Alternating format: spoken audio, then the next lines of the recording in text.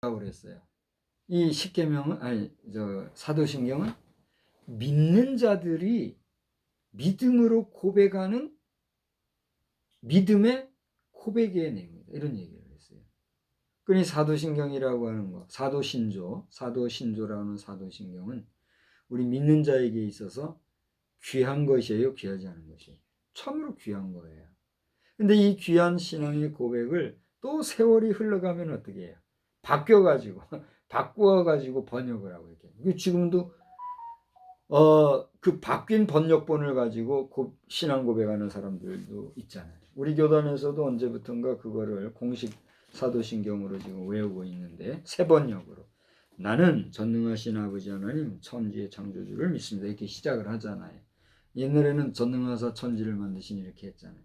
그래서 호불호나 또 자신의 고백적인 가치, 퀄리티를 따라서 하겠습니다만, 저는 새로운 번역보다는 이전 번역을 더 좋게 여기고 귀하게 여기는 거예요. 내가 주체가 아니라 하나님이 주체.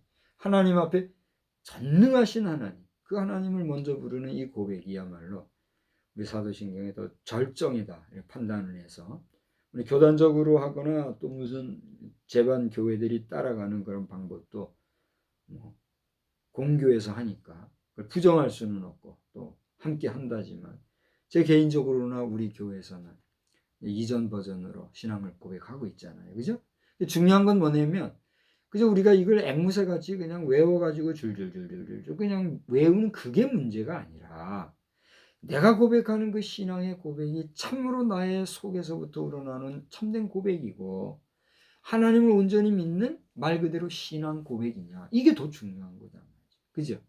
그런 면에서 오늘 이 예수님의 이 받으셨다고 언급하신 이 영광의 그 속내를 들여다보면, 그거는 비참하게 희생당하셔서 채찍받으시고 못 박히시고 창에 찔리시고 또 가시면류관을 쓰시는, 온몸을 발가벗기는 그런 수치스러운 가운데서도, 그리고 급기야 죽음에 이르신 가운데서도 3일 만에 부활하셨다고 하는, 그 부활이 있기 위한 고난으로서의 선행위가 있어 고난 후 부활의 영광을 받으신 하나의 과정의 첫 스텝을 찍었다, 이런 얘기를 하는.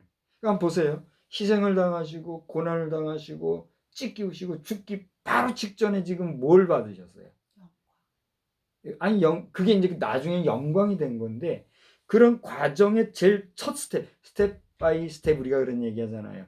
이 고난이 처음에는, 나중에 괴롭게 기도하시던 가운데 붙잡히셨잖아요. 붙잡히시고 가가지고 여기 끌려다니고 저기 끌려다니다가 조롱받고 욕 받으셨잖아요. 그러다가 채찍 받으셨잖아요. 그 다음에 십자가 지고 끌려가셨잖아요. 그다음에 십자가 못 박히고 죽으셨잖아요. 고난이 계속 된 거잖아요. 그 첫 발이 뭐냐 말이에요. 네? 첫 발이 오늘 가룟 유다의 배신으로부터 시작이 되는 거예요. 그러니까 이 가룟 유다의 배신 행위로부터 시작해서 예수님의 마지막 운명까지의 전 과정이 예수님이 고난 받으신 전체 여정 중에 시작인 거고. 그러니까 그 고난은 영광이라 했으니, 그 고난의 첫 시작으로서의 가룟 유다의 배신 행위, 그거를 통해서 예수님은 드디어 뭘 받으신 시작이 됐다는 얘기야. 영광을 받으신 시작. 그러나 여기서 영광이라는 의미는 사실은 뭐예요? 고난의 시작이 됐다, 이렇게 우리가 볼 수 있는, 기가 막힌 해석이 되는 거죠. 그래서 영광이 고난인 이 모습을 예견적으로 이야기하면서 작은 자들아, 33절에 저는 이 작은 자들아는 이야기를 해석학적으로 또는 언어 분석적으로 뭐라고 말을 못 하겠어요. 그러나 의미어적으로 작은 자들을 하는 얘기는 뭐예요? 뭐예요? 얘기해봐요. 제자들을 향해서, 아이고 우리 애들, 우리 부모가 아기가 자라는 거 보면, 왜 이제 나이든 아버지 어머니 할아버지 할머니 이런 사람들이 다 큰 처녀 다 큰 아들, 딸, 며느리를 보고도 아가 그러는지를 이제 알겠지요. 이제 저도 조금 알겠어요.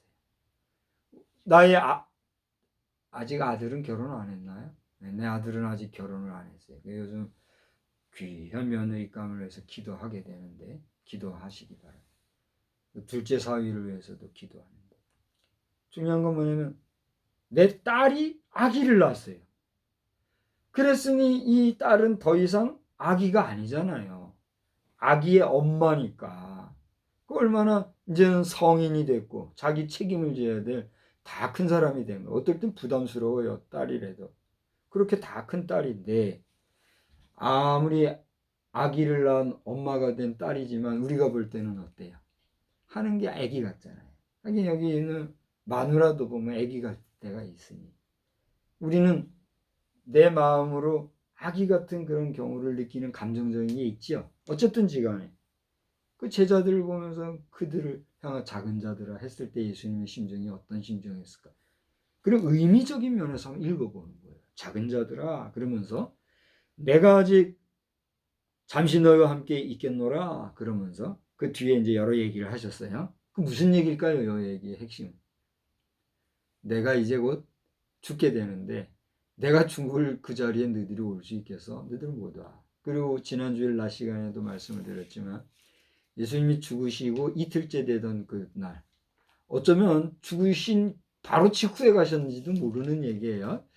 어쨌건 그 3일 중에 하루는 온전히 쉬셨을 법한 그 토요일 그 시간대 그 시간에도 성경에 보면 예수님은 어디 가서 뭐 했다고 그랬어요? 옥에 가서 전도했다고 그랬단 말이에요. 그곳에 너희들이 오겠느냐? 너희들 못 온다. 그런 얘기를 하면서 이제 내가 너희들한테 새로운 계명을 주는데 그래서 뭐라고 그랬어요? 다 같이 서로 사랑하라. 내가 너희를 사랑한 것 같이 너희도 서로 사랑하라. 그 말씀을 하셨어요. 자, 잘 보세요. 유다가 예수님을 배신하고 떠났습니다. 그 제자의 배신을 예수님은 자신의 고난의 시작으로 보고 이 고난의 끝은 영광일 것을 아셨기 때문에 이제 내가 고난이 시작됐다 이렇게 얘기하신 게 아니라 뭐라 했다고요? 이제 내가 영광을 받았다. 그때 쓰라린 가슴은 얼마나 힘드셨겠어요. 그죠? 그러나 내색하지 아니고 영광을 받으셨다. 그러면서 아무리 봐도 어려 보이는 우리 작은 이 제자들을 근데 사실은요. 그 당시에 예수님이 몇 세라고 그러죠? 33세라고 그랬잖아요. 그리고 그 예수님을 따라다니던 그 당시에 이 강건한 남성들도 다 어떤 사람들이에요? 다 그 또래 애들이었을 거예요. 그죠? 많아야 뭐 몇 살 위 혹은 아래 동생같이 거의 동년배 비슷한 그런 사람들이 지금 다 제자로 따라다녔다는 걸 우리가 역사적으로 알고 있잖아요. 근데 그들을 볼 때 작은 자들아 하면서 얘기하신 그 예수님이 결론적으로 내가 너희들에게 주는 계명이 뭐라고요? 서로 사랑하라는 것이야. 그런데 36절, 35절 기가 막힙니다. 한번 다 같이 35절 봅시다. 너희가 서로 사랑하면 이로써 모든 사람이 너희가 내 제자인 줄 알리라. 여러분 여기에 설명이 필요합니까? 설명이 필요 없죠. 그러면 필요 없는 이 귀한 말씀을 여러분이 인식한다고 할 때에 역으로 우리 한번 읽어봅시다.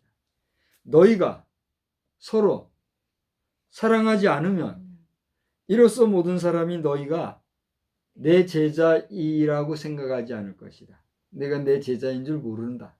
이런 얘기죠. 오늘 저는 이 본문을 가지고 제자의 도 이런 제목을 삼아봤어요. 그럼 제자의 도가 무엇일까요? 우리는 2023년도 부활절을 지나고 3일을 지금 지나가고 있습니다. 엊그저께 부활절에 그 많은 사람들이 40일 동안 사순절을 지내오면서 주님을 묵상한다고 하고 그러다가 부활절을 맞이했는데 그 부활절에 여러분은 어떤 경험, 어떤 체험들을 하셨습니까? 주님이 새벽에 부활하셨던 그 부활의 기쁨과 그 부활의 감동과 주님이 부활하셨다고 하는 그 부활의 현장 속에서 제자들이 혹은 마리아 여인들이 느꼈었을 법한 그런 뜨거운 감동 여러분 느꼈습니까?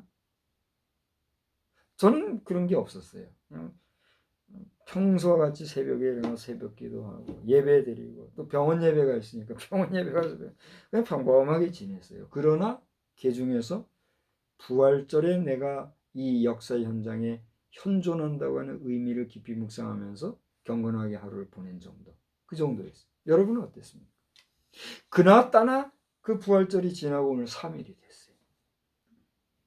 우리에게 있어서 예수님의 부활절은, 여러분에게 있어서 예수님의 부활은 어떤 의미로 오늘 지내오셨습니까? 앞으로 여러분은 그 부활하신 주님이 여러분의 삶, 여러분의 생에 있어서 어떠한 가치, 어떠한 의미, 어떠한 중심으로 앞으로 여러분 살아가게 될 것 같습니까? 이러한 저희들에게, 우리에게 우리 주님이 남겨놓고 가신 말씀이 있으니 그게 뭐라고요? 서로 사랑하라. 네가 서로 사랑해야 내 제자다. 내가 서로 사랑하는 그 모습을 볼 때 사람들이 너희가 내 제자인 줄 알 것이다. 누구 말씀이에요? 예수님의 말씀. 그러니까 우리의 제자됨이라는 거, 우리의 제자도라는 거는 어떻게 사는 것이란 말이에요. 서로 사랑하며 살아가는 것이. 오늘 우리 찬송가를 아까 500 몇 장을 불렀죠? 503장을 우리가 불렀죠. 세상 모두 사랑 없어 냉랭함을 하느냐. 곳곳마다 사랑이 없어 탄식 소리뿐이다. 곳곳마다 범민함은 사랑 없는 연고요. 치근하게 손을 펴고 사랑받기 원하네. 어떤 사람은 우상 앞에 복을 빌고 어떤 사람은 자연 앞에 사랑을 요구한다. 기갈 중에 있는 영혼 사랑받기 원하며 아이들도 소리질러 사랑받기 원합니다. 이 찬송가 가사는요, 1851년도에서 1921년도를 살았던 이오 엑셀이라고 하는 분이 작곡을 했다고 합니다. 이분이 어떤 사람인지는 모르지만 이미 벌써 200년 가까운 전에, 그죠? 150년 이상 전에 이런 가사를 써서 그 당시의 시대 상황을 이렇게 노래한 걸 우리가 보아요. 그런데 그의 105, 60년 이후 2023년을 살아가는 오늘 이 시대는 어떻습니까? 지금은 그때에 그렇게 사랑이 필요하다고 노래하고 사랑하자고 외쳤던 그 외침이 오늘에는 잘 이루어져서 너나 할 것 없이 모두가 우리 사랑하고 살아가고 있나요? 여러분 어떻게 생각하세요? 여전히 오늘날도 서로가 사랑을 원하고 있죠.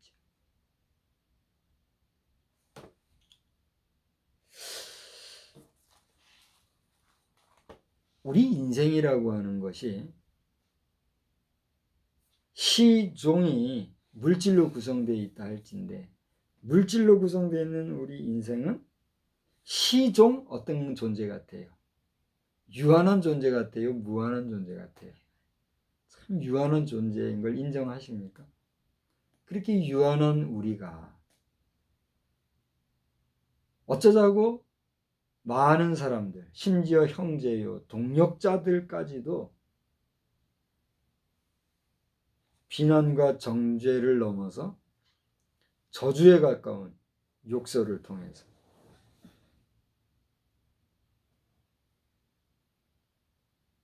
우리 기독교의 가치관이나 기독교의 정서를 흐리는, 그것도 백주에 대낮에 대한민국 수도 서울이라고 하는 곳에 그 핵심 요지 광장에서 그렇게 뇌까리고 해야 하는지 좀 씁쓸한 시대를 우리는 살아가고 있지. 애국이 도대체 어디까지고 어떻게까지 해야 애국이라고 단언할 수 있는지는 모르겠으나 그 광장에서 외치면 애국이고 그리하지 못하면 애국이 아닌 건가 할 정도로 애국을 왜곡시키고 국가사랑의 백성들의 정서를 폄하하고 스스로 자고하고 교만하여 외쳐대는 목소들이 넘쳐나는 이 시점에서의 주님 앞에서 우리의 애국관이나 사랑의 가치관은 어떤 것이 되어야 되겠는가? 여러분 이 말씀을 읽으면서 깨달음이 좀 오십니까? 저는 잊고 지냈죠. 근데 2년 전 오늘이 4월 12일인가요? 뭐 정확히 모르겠는데 제가 오늘 보니까 이제 그 메타 계정에 2년 전 오늘 날짜로 내가 올렸던 글이 거기서 이제 메타 서비스 중에는 지나간 거를 보여주는 그런 게 있잖아요. 그게 있더라고요. 그래서 있는데 오늘 이 말씀을 제가 2년 전에 쓰고 기록으로 남겨뒀더라고요. 제가 그것을 보면서 묵상하면서 내가 2년 전에 이 글에 감동을 받아서 이것을 기록으로 남기고 그때의 사랑의 문제를 내가 다루고 있었구나. 깨닫게 되고 참 마음이 뿌듯했었어요. 그러면서 다시 이 말씀을 깊이 읽어봤을 때 오늘 우리가 두 가지를 얘기했죠. 십계명은 만인에게 주어주신 주님의 법이다. 제 얘기가 아니죠. 누구의 얘기라고요? 마틴 루터의 이야기예요. 그러나 사도신경은 뭐예요? 믿는 자들의 신앙의 고백이다 이런 얘기를 했잖아요. 그러니까 아무나 고백할 수 있어요, 없어요? 신앙 고백이. 누구나 할 수 있어요, 없어요? 있지요. 아무나 누구나 사도신경 앵무새처럼 잘 훈련된 서당계 3년이면 풍을 은다고 하지. 그냥 쫑알쫑알 할 수 있지요. 그렇지 않아요? 그러나 그것은 고백이 아니지. 아무나 할 수 있고 누구나 할 수 있는 고백인지는 모르나 참된 고백인가 아닌가는 누가 판단하세요? 우리 하나님만이 하시는. 그 주님 앞에 고백하는 사도신경을 전반부에 제가 얘기했잖아요. 근데 그 십계명의 핵심이 뭐예요? 사랑이잖아요. 위로는 하나님 사랑, 아래로는 대인, 인간 사랑이잖아요. 이 신앙의 고백은 뭐예요? 누구를 향한 고백이에요? 그렇습니다. 하나님을 향한 성도들의 고백인데 결국 우리 성도들이 하나님 앞에 고백하는 이 신앙의 고백은 그 하나님 앞에 내가 뭘 고백하는 것과 같아요. 부부간의 우리 관계를 얘기합시다. 부부간의 관계에서 아내가 남편에게 뭔가를 말해요. 그러면 그 말이 남편을 향한 사랑이 없이 남편을 향한 애정이 없이 말하면 그 말이에요, 막걸리예요. 말이에요, 막걸리라는 말이 세상에 유행하더라고요. 그게 뭐예요? 그 말이요, 말도 안 되는 소리요, 이런 얘기잖아요. 남편에 대한 애정 없이 하는 말, 그게 말이 돼요? 그 말을 하지만 사랑의 고백은 아니죠. 역으로 남편이 아내에게 어떤 말을 하는데 그게 사랑, 애정 없이 말을 하면 그 말이 말같이 들려요, 안 들려요? 그전 본인만 아는 문제니까 뭐라 할 수 없어요. 우리가 부부지간에도 이 부부가 된다는 건 뭐가 전제예요, 사실? 사랑이 전제되는 거 아니에요? 사랑 없이 결혼하면 반드시 깨져게 돼 있잖아요. 근데 사랑하고 한다고 해서 결혼했는데도 불구하고 깨지는 경우가 있어요, 없어요? 있는 정도가 아니라 너무 심한 거죠. 지금 이 봄바람 타고 돌아다니는 여인들이 또 많은가 봐요. 그런 게 이렇게 또 떠돌아다니는 거 보면. 우리 여성 여러분, 대한민국 여성 여러분 가운데 봄바람 나서 난리난 여인들 계십니까? 그러지 마세요. 예수 만나세요. 죽었다 깨나도 어떤 남자 만나도 50보 100보예요. 그렇지 않아요? 여러분의 구원자, 여러분의 생명의 주관자이신 예수 그리스도를 신랑 삼고 사시기 바랍니다. 육신의 정욕과 즐거움과 엔조이, 쾌락은 잠시 잠깐이잖아요. 저도 그 기쁨과 희열을 잘 압니다. 나도 지금 결혼 몇 년 차예요. 30년 넘었죠. 결혼한 지 30년 조금 넘었어요. 근데 왜 부부의 그 쾌락과 희열을 모르겠어요? 채워지지 않냐는 그 기쁨은 지금도 여전하잖아요. 근데 그게 무슨 의미가 있냐 말이에요. 썩고 없어질 부패할 그 유한한 인간의 사랑 앞에 부들부들 떨면서 괴로워하는 그 정욕. 그러나 그것을 넘어 우리 예수를 신랑 삼고 그 예수를 내 기쁨의 모든 것 삼을 때 우리는 어떻게 돼요? 이 모든 육신의 한계를 이길 수 있는 이김이 내게 주어지는 거예요. 할렐루야. 할렐루야. 그거를 우리가 느끼고 살아가야 된다는 거예요. 이 기독교의 진리라고 하는 것은 제반 종교가 주는 정도의 희열과 기쁨을 초월하는 거죠. 그리고 이 세상이 마친 이후에 우리의 갈 곳은 어디예요? 내 본향, 아버지 계신 거, 내 신랑 예수가 계신 그곳 천국의 영생복락 누리고 영존의 삶을 사는 게 우리의 시나리오잖아요. 그렇잖아요? 근데 이거를 회방하려고 하는 세력이 뭐예요? 흑암의 권세를 잡고 공중권세 잡은 사단, 마귀가 그거를 도륙질하려고. 그런데 순간 거기에 빠지면 어떻게 돼요? 구원받았다 하나 그 구원을 등한히 여기는 순간 다 물거품이 되는 거예요. 우리가 왜 수요일 저녁에 피곤한데 꾸벅꾸벅 졸면서도 이렇게 모여서 예배하고 찬송하고 합니다. 오늘은 이 시스템이 지금 어떻게 되는지 모르겠어요. 지금 제가 알기로는 와이파이가 고장 안 돼가지고 이 KT에서는 와이파이 책임지세요. SK에서도 이게 저 데이터가 시원찮아가지고 지금 우리 지금 예배 방해받았어요. 여러분들 내가 배상 요청하면 배상도 해야 되는 사람들이 그렇잖아요.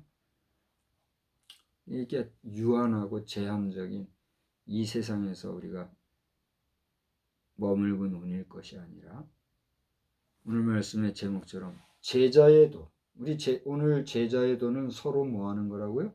사랑하라는 거라고 하는 논리를 잘 깨달아서 유교의 정, 유교의 쾌락, 유교의 희열 정도의 사랑의 수준에서만 논일 것이 아니라 영원한 가치로서의 생명을 살리고 구원하는 구속사건의 주요 만왕의 왕이신 예수 십자가의 그 영광된 삶을 우리가 사람들에게 전해주고 나눠주고 베풀어 그들 또한 그리스도인이 되게 하는 참사랑의 도를 베풀고 외치고 나아가는 우리 모두가 될 수 있기를 주의 이름으로 축복합니다.